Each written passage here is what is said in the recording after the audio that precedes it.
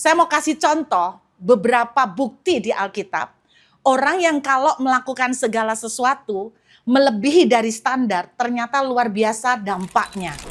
Karena ternyata Alkitab menceritakan Boas itu murah hati. Dia ngomong sama pegawainya, kalau ngikat jangan kenceng-kenceng ya, sisain, bahkan buang-buangin. Supaya orang miskin bisa ngambil lebih banyak. Jadi Boas tuh baik hati. Saudara dengar baik-baik. Kalau kita melakukan sesuatu all out, melebihi dari normal, percayakah Anda pasti menarik perhatian.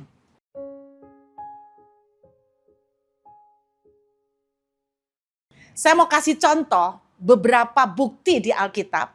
Orang yang kalau melakukan segala sesuatu melebihi dari standar, ternyata luar biasa dampaknya. Tapi ingat, melebihi standar untuk Tuhan. Orang ini bisa memampukan untuk melebihi standar karena untuk Tuhan. Saya kasih contoh, buka Alkitab. Ada beberapa contoh di Alkitab yang saya mau kasih lihat. Kita lihat pertama kali. Beberapa waktu terakhir ini saya suka membaca kitab Rut. Rut pasal yang kedua, ayat yang ke-6. Rut pasal yang kedua, ayat yang ke-6. Saudara, saya dulu pada waktu membaca kisah Rut, saya sempat belum mengerti. Tetapi ternyata semakin kita baca Alkitab, kadang-kadang selalu ada pewahyuan baru. Dan saya waktu membaca detail ini, saya semakin mengerti, saudara. Jadi ceritanya, Rut ini ikut mertuanya Naomi yang susah, miskin. Setelah sampai ke Bethlehem, namanya sebagai menantu, dia bertanggung jawab untuk kasih makan mertua. Kan tidak mungkin mertuanya yang disuruh kerjakan. Dia akhirnya bekerja. Nah saudara, ini juga mungkin bisa jadi contoh buat yang masih jomblo-jomblo. Ya kan? Rut waktu itu jomblo kan? Ada yang masih jomblo? Bukan yang kedua. Maksudnya benar-benar jomblo. Jomblo pertama, iya kan? Bukan jomblo yang kedua kali. Saudara, waktu Rut ini ikut Naomi bekerja, dia memungut jelai, ya kan? Pada waktu dia memungut jelai, yang membuat pertanyaan itu muncul di benak saya adalah begini.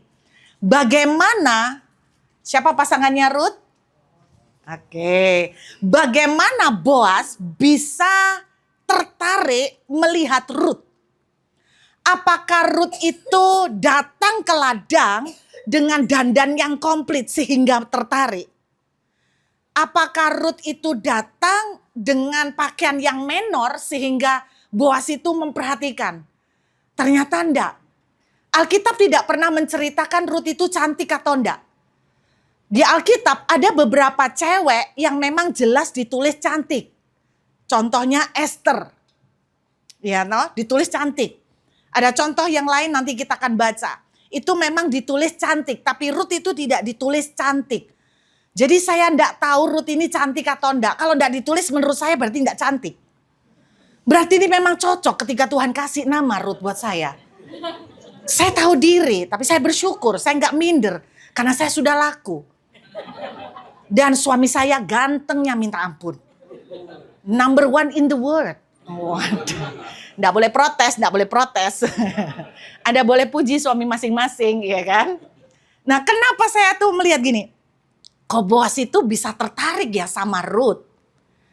Menurut saya, zaman perjanjian lama malah ya. Sarah contohnya, curiga saya, tapi nggak ada sih ayatnya. Wanita yang paling banyak didemenin, disukai orang untuk dijadikan menantu dulu, wanita yang montok-montok. Kok bisa gitu? Karena wanita biasanya ditugaskan untuk ngurus ternak. Jadi kalau terlalu kurus, gak kuat. Jadi saya juga curiga, bisa-bisa Rut ini montok. Gak tahu ukuran saya ini termasuk montok enggak di perjanjian lama atau enggak, saya enggak tahu.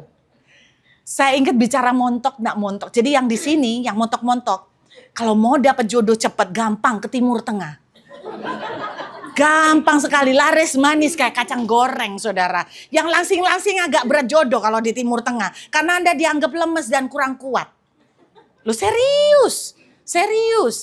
Saya kemarin cerita, masih ingat pengalaman ke Turki. Saya pernah ziarah ke 7 jemaat. Dan waktu ziarah ke 7 jemaat, ada sesuatu yang menarik perhatian saya ketika melewati daerah perumahan. Saya tuh melihat ada sesuatu yang unik. Di atas atap rumah-rumah itu dipasangin botol-botol kaca yang dibalik. Jadi dikasih stick, lalu botol kacanya dibalik.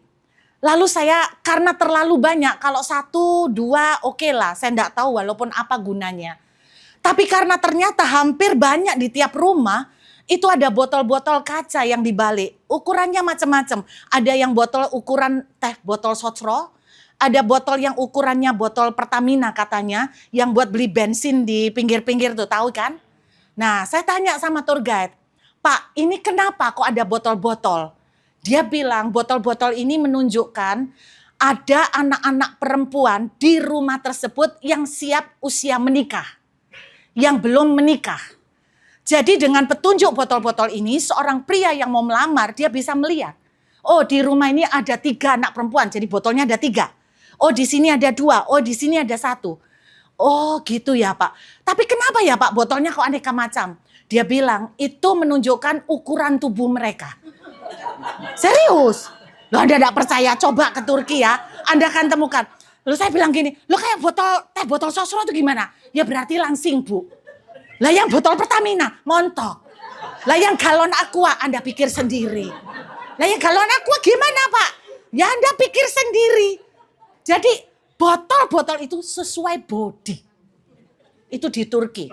Anda jangan lakukan itu di rumah ya. Karena orang Indonesia tidak ngerti arti botol. Anda dianggap tukang pemulung di atas ya kan. Nah, jadi saya nggak tahu Ruth ini gemuk atau kurus. Kalau di Turki bisa lihat dari botolnya ya kan. Kalau di Alkitab kita tidak bisa lihat. Tapi yang saya percaya kenapa Boas itu tiba-tiba bisa tertarik melihat Ruth. Nah, Anda lihat ayat yang ke-6. Jadi saya mau ceritakan ya. Ruth itu mengambil jelai. Oke. Salah satu ladang yang dia temukan yang ternyata jelainya cukup banyak adalah ladang Boas. Karena ternyata Alkitab menceritakan Boas itu murah hati. Dia ngomong sama pegawainya, kalau ngikat jangan kenceng-kenceng ya, sisain, bahkan buang-buangin. Supaya orang miskin bisa ngambil lebih banyak. Jadi Boas tuh baik hati. Nah, yang lucu berarti banyak orang miskin kan ngambil jelai. Nah, kenapa Boas tertarik kepada Ruth? Anda lihat ayat yang ke-6, perhatikan. Bujang yang mengawasi penyabit-penyabit itu menjawab, dia adalah seorang perempuan Moab. Dia pulang bersama dengan Naomi dari daerah Moab. Jadi Boas tuh tanya sama pegawainya, itu siapa? Lalu pegawainya jawab, di ayat yang ke-7 dituliskan begini saudara, perhatikan. Tadi ia berkata, izinkanlah kiranya aku memungut dan mengumpulkan jelai dari antara berkas-berkas jelai ini di belakang penyabit-penyabit. Begitulah ia datang dan apa saudara?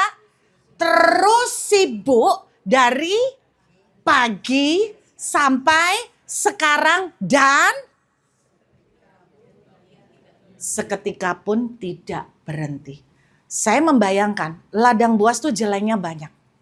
Dan ketika orang-orang miskin mungut, mungkin mereka merasa sampai siang, oh ini sudah cukup banyak. Jadi mereka pada pulang. Kenapa sampai Boas memperhatikan Ruth? Karena hanya tertinggal, ini dugaan saya ya, tidak ada tertulis. Tapi yang saya pikirkan adalah banyak orang-orang miskin yang memungut, tapi banyak juga yang pulang. Sehingga Ruth ini yang kelihatan menonjol nggak pulang-pulang. Jadi wajar dong ketika Boas datang sore-sore, namanya bos mau inspeksi, dia tanya, lo itu siapa kok nggak pulang-pulang? Oh dia dari tadi sampai sekarang lo nggak berhenti-berhenti. Berarti pegawainya juga memperhatikan. Betul enggak? Saudara dengar baik-baik. Kalau kita melakukan sesuatu all out, melebihi dari normal, percayakah Anda pasti menarik perhatian. Orang-orang yang di tempat ini yang saya tahu beberapa mungkin bekerja di tempat Bapak Willy ya toh dan Ibu Melani.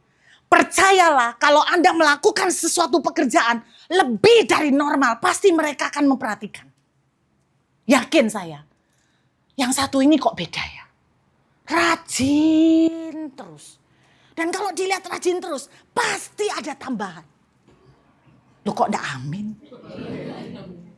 Yakin saya, di mana ada berlebih, lebih dari normal, pasti menarik perhatian.